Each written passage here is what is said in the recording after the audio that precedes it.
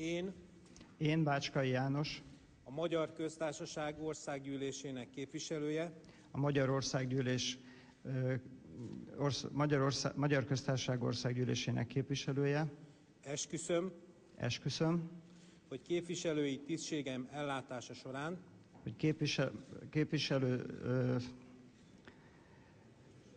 képviselői tisztségem ellátása során hazámhoz,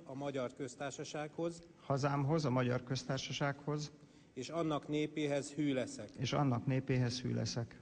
Az alkotmányt és a jogszabályokat megtartom.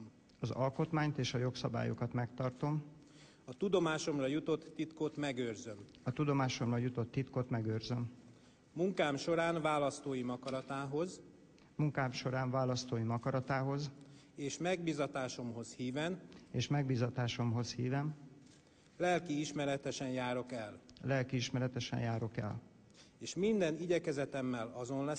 És minden igyekezetemmel azon leszek, hogy a Magyar Köztársaság fejlődését előmozdítsam, népének boldogulását elősegítsem. Isten engem úgy segéljen.